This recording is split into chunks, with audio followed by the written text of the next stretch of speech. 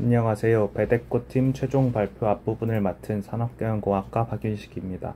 저희 팀은 유튜브 댓글과 좋아요 수를 이용하여 스마트폰 기종별 여론을 파악할 수 있는 제작사 혹은 고객 대상 홈페이지 개발을 하였습니다. 발표 순서는 다음과 같습니다. 프로젝트에 대한 개괄적인 소개, 이에 대한 공통적인 전처리, 그리고 방법론 중심으로 여론에 대해 어떤 분석을 진행하였는지를 순서대로 설명드리고 마지막으로 홈페이지 화면과 피드백 내용을 보여드리겠습니다. 이 중에서 유사 제품 추천 부분까지 제가 발표하고 이후 뒷부분은 송고은 양이 이어서 하겠습니다. 첫 번째로 프로젝트의 내용에 대해 설명드리겠습니다. 저희 팀 프로젝트 내용은 중간 발표 때 수정이 되었던 그대로 유튜브 댓글과 좋아요 수를 이용해 스마트폰 기종별 반응과 여론을 분석하는 것입니다. 이를 위해 위에 나오는 16개 기종에 대한 최대 영상 20개가 되도록 모든 댓글을 크롤링하였고 총 개수는 약 20만 개 정도 수집하였습니다. 이에 대해 워드클라우드, 워투백, 닥투백, LDA, 감성 분석 등을 이용해 다양한 분석을 진행하였고 감성 분석을 위해서는 좋다 싫다에 대한 정보가 레이블링 되어 있는 네이버 영화 리뷰 데이터를 추가로 사용하였습니다. 공통적으로 진행된 전처리에 대해 말씀드리겠습니다. 먼저 토크나이즈를 하기 위해 인터넷 글 처리에 유리하다고 하는 한글 자연어 처리기 OKT를 사용하였는데요. 감성 분석 이외의 분야에서는 카메라, 럭셔리 등 명사 단어에 여론에 대한 중요 단어가 모두 있다 생각해 명사 단어만 추출하였고 감성 분석을 위한 전처리에서는 빈도수가 지나치게 많은 조사 등의 불용어를 제외하고 모든 토큰을 사용하였습니다. 그 후 좋아요 수를 반영하기 위해 term frequency 대신 term like frequency라는 수치를 새로 만들었습니다. 좋아요 수 0개 받은 댓글을 무시하지 않기 위해 좋아요 수에 더하기 1을 해주어 term frequency로 생각하고 반영을 하였습니다. 이후 댓글의 좋아요 수 분포를 보면 유튜브가 좋아요 수가 더 많을수록 더 좋아요를 받기 쉬운 빈익빈 부익부 구조이기 때문에 로그 스케일링을 통해 방금 전에 TLF 값에 대한 조정을 가해 주었습니다. 첫 번째 여론 분석 방법인 워드클라우드입니다. 워드클라우드에서는 제품을 다큐먼트로 생각해 TF-IDF를 계산해 주어 이를 워드클라우드로 나타내 제품마다의 특색이 있는 여론이 무엇인지 파악해 보고자 하였습니다. 하지만 실제로 워드클라우드를 그려보니 그림과 같이 안 버벅거리와 같은 여론 파악에 그나마 도움이 되는 단어도 보였지만 대부분의 TF-IDF 값이 높게 나오는 단어들은 소수의 유튜버들만 사용하는 은어들이 많아 여론 파악에 방해가 많이 되었습니다. 이에 대한 이유는 오른쪽 그래프에서 보여지는데 기존의 TF-IDF 같은 경우 IDF 부분이 로그 스케일을 따라 자주 등장하는 단어에 페널티를 주기 때문에 한두 개의 다큐먼트에서만 등장한 단어에 지나치게 많은 메리트를 주게 되는 것입니다. 따라서 모든 기종에 대해 같은 유튜버의 댓글을 모으지 않는 이상 유튜버들의 은어가 많이 포함될 수밖에 없는 구조였습니다. 따라서 저희는 두 단계에 걸쳐 다큐먼트 프리퀀시에 대한 페널티를 완화시키는 시도를 해보았습니다. 첫 번째 시도로 먼저 IDF를 리니어 스케일을 따르게 바꾸어 페널티의 편차를 줄이는 시도를 해보았고 그 후 IDF 페널티를 아예 주지 않는 경우도 시도를 해보았습니다. 그 결과에 대한 대표적인 워드클라우드 예시입니다. 갤럭시 A30에 대한 그림인데 보시다시피 페널티를 주지 않았을 때 저희가 생각하는 갤럭시 A30의 특징과 여론이랑 가장 잘 맞는다고 생각되어지는 보급, 가격, 최적화 등의 유의미한 단어들이 많이 보였습니다. 따라서 워드클라우드 시작하는 TLF만 사용한 워드클라우드를 사용하기로 채택하였습니다. 그 결과에 대한 대표적인 워드클라우드 예시입니다. 보시다시피 페널티를 주지 않았을 때 저희가 생각하는 갤럭시 A30의 특징과 여론이랑 가장 잘 맞는다고 생각되어지는 보급, 가격, 최적화 등의 유의미한 단어들이 많이 보였습니다. 따라서 워드클라우드 시각화는 TLF만 사용한 워드클라우드를 사용하기로 채택하였습니다. 워드 투백 분석입니다. 앞서 워드 클라우드에서 반영된 상위 TLF 기준 상위 100개의 단어들에 대해 워투백으로 좌표를 표현함으로써 단어 간의 관계를 파악하고 또 나아가 각 제품들이 형성하는 워드 클라우드 간의 관계를 파악했습니다. 시각화 방법은 매트랩과 텐서보드 두 방법으로 해보았고 홈페이지에는 텐서보드 시각화 방법을 채택했습니다. 텐서보드 시각화 결과는 발표 후반부에 홈페이지와 함께 보여드릴 예정이며 이번 장에서는 TLF가 워드 클라우드의 워투백 결과를 매트랩에서의 시각화하여 보여드리겠습니다. 워투백의 알고리즘은 다음과 같습니다. 먼저 댓글에 대해 명사만 추출하여 워드 클라우드에 사용된 100개의 단어와 이에 대한 TLF, IDF 값을 웨이트로 사용하기 위해 받아옵니다. 그 후 각 제품에 대하여 모든 토큰을 스킵그램으로 낮은 차원에 임베딩 시킵니다. 그 후 모든 단어 중에서 워드 클라우드에 사용된 단어의 좌표와 웨이트를 매칭시킵니다. 이에 대한 시각화를 해줍니다. 3차원상에서 단어의 크기가 웨이트에 비례하도록 출력하였습니다.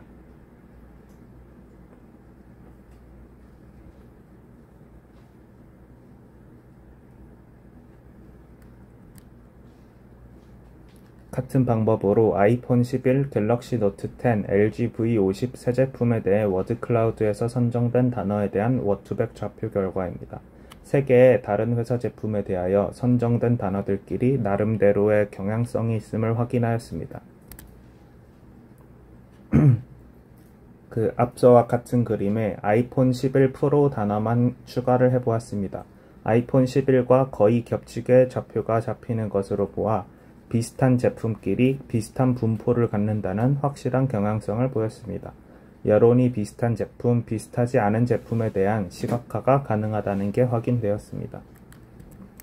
따라서 이 결과를 바탕으로 여론을 기반으로 한 유사 제품 추천에 대한 분석도 진행해 보았습니다. 워투백 시각화 예시를 통해 아이폰 11과 아이폰 11 프로의 워드 클라우드 위치가 비슷한, 즉 유사한 제품의 워드 클라우드가 유사한 위치에 있는 것을 확인했는데요. 여기서 아이디어를 얻어 유사 제품 추천 알고리즘을 고안했습니다. 두 제품의 TLF 상위 100개 단어에 대한 평균 거리를 구해서 거리가 작을수록 유사한 제품으로 여기는 방식입니다. 제품 1의 세 단어와 제품 2의 세 단어 거리, 즉 9개 거리를 모두 계산해 평균값을 찾아줍니다. 실제 문제에서는 제품당 100개의 단어가 있으므로 두 제품 사이 10,000개의 유클리디안 거리를 평균 내서 유사 정도를 파악합니다. 유사 제품 추천 알고리즘은 다음과 같습니다. 먼저 저희가 정한 16개 제품에 대한 워드 클라우드 좌표를 입력하고 마지막으로 가장 유사한 제품을 출력합니다. 알고리즘을 통해 얻은 유사 제품은 다음과 같습니다. 가장 유사도가 높은 유사 제품 1의 경우 동일한 회사의 제품을 추천하는 경우가 상당히 많았고 LG 벨벳의 유사 제품으로 아이폰 SE2를 추천하거나 아이폰 XR에서 LG 벨벳을 추천하는 등 가성비가 상대적으로 좋은 제품을 동일하게 추천한 결과를 확인할 수 있었습니다. 배대꽃 프로젝트에 대해서 이어서 발표하는 산업경영공학과 석사과정 송고은입니다. 지금부터는 배대꽃 프로젝트에 닥투백을 어떻게 적용시켰는지에 대해서 발표하겠습니다. 유튜브 댓글을 닥투백을 사용하여 분석하기 위해 각 댓글을 다큐먼트로 취급하여 임베딩했습니다. 닥투백의 특성상 하나의 다큐먼트를 하나의 벡터로 임베딩하기 때문에 각 댓글에 해당하는 벡터가 하나씩 나오며 시각화 결과물의 점 1개가 하나의 댓글을 의미합니다. 다큐먼트 모델 생성은 파이썬의 젠심 패키지를 사용하여 진행했습니다. 젠심 패키지는 LDA 기법을 활용한 토픽 모델링도 지원하기 때문에 LDA 모델 생성에도 사용했습니다. 젠심 패키지를 사용하기 위해서는 태그드 다큐먼트와 코퍼스가 필요합니다. 태그드 다큐먼트는 각 댓글을 토큰화한 후 그 결과값을 인덱스에 태그하여 생성했습니다. 그 후 다큐먼트의 역할을 하는 각 댓글을 모두 모아 코퍼스를 만들었습니다. 코퍼스는 태그드 다큐먼트가 모인 형태로 해당 코퍼스를 통해 닥투백 모델을 트레이닝하게 됩니다.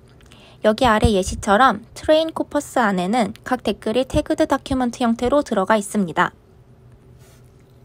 유튜브 댓글의 특징을 파악하기 위해 닥투백을 두 가지의 형태로 진행해봤습니다.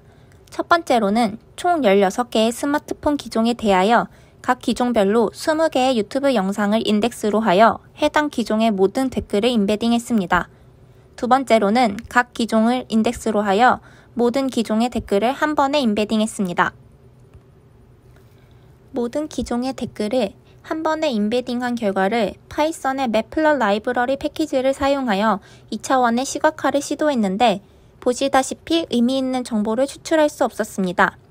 이 그래프 외에도 파라미터를 바꿔가며 다양한 시도를 했지만 실패했습니다. 아마도 2차원이라는 한계와 패키지 자체의 한계로 수만 개의 댓글을 모두 시각화하기 어려웠던 것 같습니다. 그래서 다른 시각화 방법으로 텐서플로우를 이용해 보았습니다.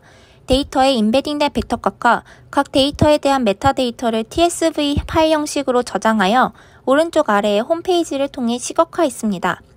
홈페이지 내에서 PCA 방법과 TSNE 등을 모두 사용하여 차원 축소를 할 수 있다는 것과 TSNE의 경우 이터레이션이 진행되는 과정을 시각화하여 볼 수 있다는 점이 흥미로웠습니다.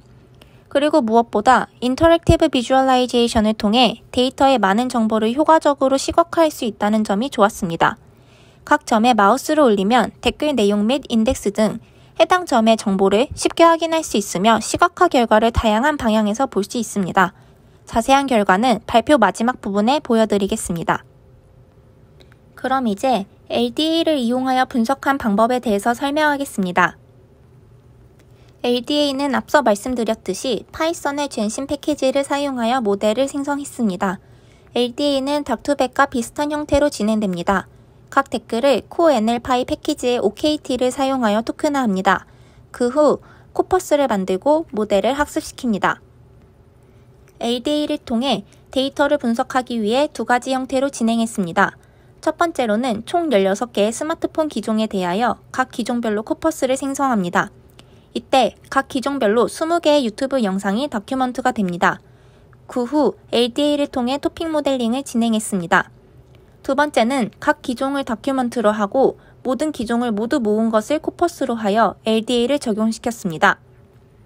LDA 결과를 시각화하기 위해 두 가지 방법을 사용했습니다. 첫 번째는 닥투백의 시각화 방법과 같은 텐서플로우를 사용한 방법입니다. PCA와 TSNE 방식을 사용하여 시각화한 예시는 다음과 같습니다. 두 번째는 파이썬의 PyLDA 비스 패키지를 사용하여 시각화했습니다. 이 결과는 다음과 같으며 토픽별로 많이 등장한 텀들 및 다양한 정보들을 확인할 수 있었습니다. 더 자세한 결과는 발표 마지막 부분에 보여드리겠습니다. 그럼 이제 댓글을 통해 스마트폰의 여론이 긍정적인지 부정적인지 파악하기 위해서 감성 분석을 진행한 부분에 대해서 설명하겠습니다. 단순하게 유튜브 댓글의 좋아요 수로 긍정인지 부정인지 파악하기 어렵습니다. 여기 예시의 세 가지 댓글은 모두 좋아요가 700개가 넘는 댓글이지만 위에 댓글 2개는 긍정적이고 아래 댓글은 부정적입니다. 따라서 유튜브 댓글의 좋아요 수로 감성 분석을 학습하지 않고 네이버 영화 리뷰 데이터를 통해서 감성 분석 모델을 학습하였습니다. 이 네이버 영화 리뷰 데이터는 총 20만 개의 영화 리뷰에 대한 데이터로 평점 1에서 4까지를 부정 레이블로, 평점 9에서 10까지를 긍정 레이블로 레이블링한 감성 분석을 위해 제공되는 코퍼스입니다. 이 데이터로 학습한 모델을 통해서 스마트폰에 대한 여론이 긍정적인지 부정적인지에 대해서 파악하려고 하였습니다. 그럼 이제 감성 분석 학습 알고리즘에 대해서 더 자세하게 설명하겠습니다. 우선 네이버 영화 리뷰에서 자주 사용된 단어 약 2만 개의 토큰을 활용하여 맥스랭스가 30이 되도록 리뷰 텍스트를 시퀀스 데이터로 변환합니다. 그 후에 단층 LSTM 모델을 구성하여 네이버 영화 리뷰 데이터로 LSTM 모델을 학습합니다. 이때 테스트셋에 대하여 86%의 정확도를 보여줬습니다. 이렇게 학습한 모델을 활용하여 유튜브 댓글의 긍부정 여부를 판단하였습니다. 그리고 나서 스마트폰 기종별 긍부정 비율을 산출하고 긍부정 스코어를 활용한 시스토그램을 통해 기종별 감성 정보에 대한 시각화를 하였습니다. 이 부분은 뒤에서 더 자세하게 보여드리겠습니다. 데이터를 바탕으로 스마트폰에 대한 여론을 분석한 것을 효과적으로 나타내기 위해서 시스템을 간단하게 설계해봤습니다. 다음과 같은 홈페이지를 제작하여 시스템을 설계하였습니다. 첫 번째 페이지에서 저희가 분석한 16개 기종에 대하여 검색할 수 있도록 하였습니다. 이런 식으로 검색을 하여 저희가 비정형 데이터 분석 수업에서 배운 다양한 기법으로 분석한 결과물을 확인할 수 있도록 하였습니다.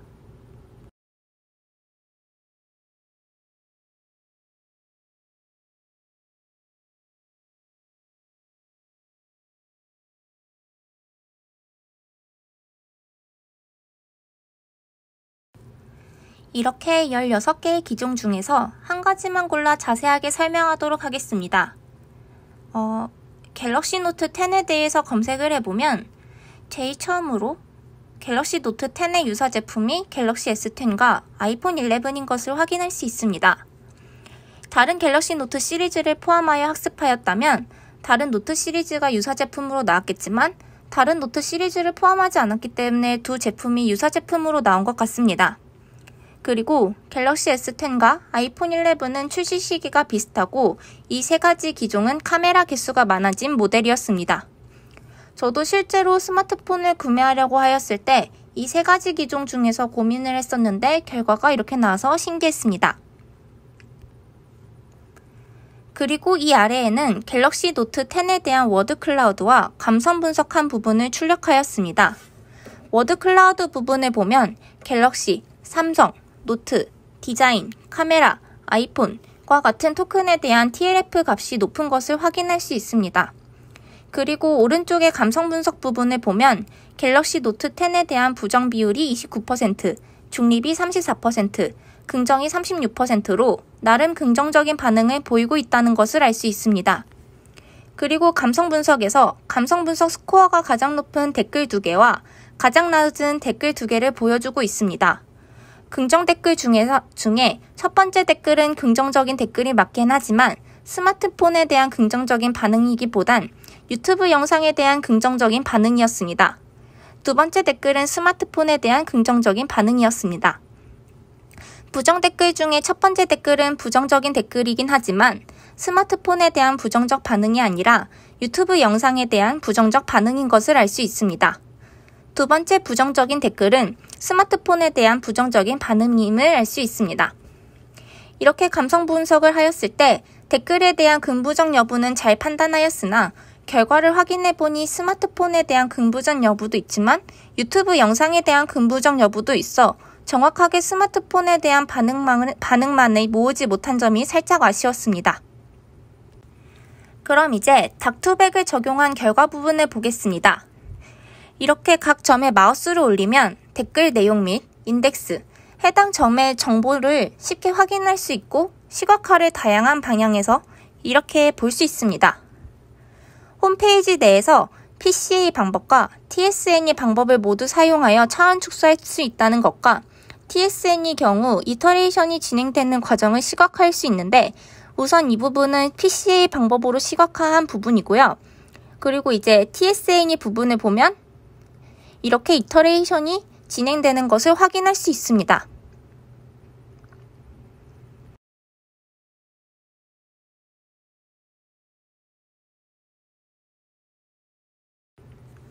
지금 이 정도에서 이터레이션을 멈춰서 한번 보겠습니다. 여기 부분을 보면 조금 모여있는 것을 알 수 있습니다. 이 부분에 대한 댓글을 확인해보면 인트로나 영상 중간에 대한 웃긴 반응에 대한 댓글이 대부분입니다. 그리고 이 부분도 나름 모여있는 것처럼 보이는데요.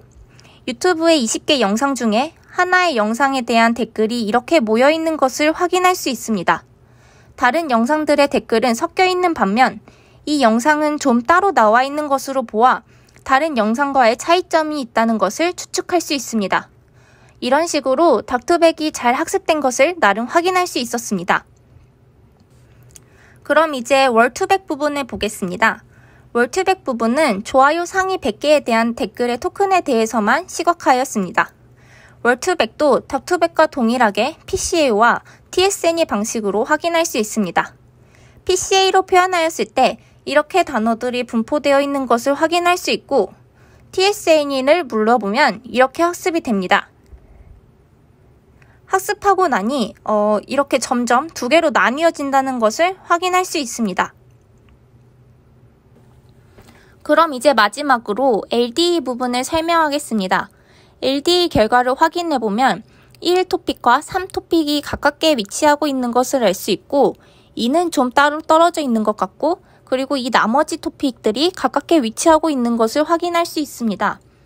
이렇게 가까이 있을수록 유사한 토픽을 가지고 있는 것이고 멀리 있을수록 유사하지 않은 토픽을 가지고 있는 것입니다. 여기 1토픽과 3토픽을 보면 대부분 조사로 이루어져 있는 것을 알 수 있습니다. 그리고 2토픽은 영상 리뷰에 대한 토큰들로 이루어져 있는 것을 알 수 있습니다. 그리고 나머지 토픽들은 기능에 대한 단어들로 이루어져 있는 것을 확인할 수 있습니다. 이런 식으로 저희가 배운 다양한 분석 기법들의 결과물을 보여주기 위해서 홈페이지를 제작하였습니다. 그럼 마지막으로 중간 발표 피드백에 대해 답변하겠습니다. 다양한 피드백이 있었는데 이 중에서 몇 개만 언급하도록 하겠습니다.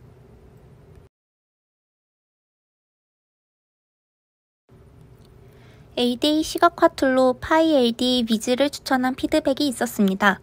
이 피드백 덕분에 ADA 시각화를 할 때 해당 패키지를 잘 사용하였습니다. 유튜브 댓글이 해당 실사용자들의 의견이 아닌 경우가 많기 때문에 정확한 정보 제공 여부에 대한 피드백이 있었습니다. 저희는 핸드폰 구매 예정자의 의견도 중요하므로 기업 입장에서 마케팅에 충분히 활용할 수 있다고 생각하였습니다. 그리고 TLF IDF에서 좋아요 수만큼 댓글이 달린 것으로 계산되어 가중치가 너무 크게 계산되는 것 같다는 피드백이 있었습니다. 이 부분은 좋아요 수의 로그 스케일을 취하여 해결하였습니다. 긍부정 여부를 좋아요 싫어요로 분석하게 되면 좋아요 수가 긍정적으로 분류되어 오류가 발생할 것 같다는 피드백이 있었습니다. 저희도 그렇게 생각하여서 긍부정 여부를 좋아요 싫어요로 판단하지 않고 네이버 영화 리뷰 데이터로 학습한 RNN 기반 감성 분석을 진행하였습니다. 이것으로 배대꽃 팀 발표를 마치겠습니다. 감사합니다.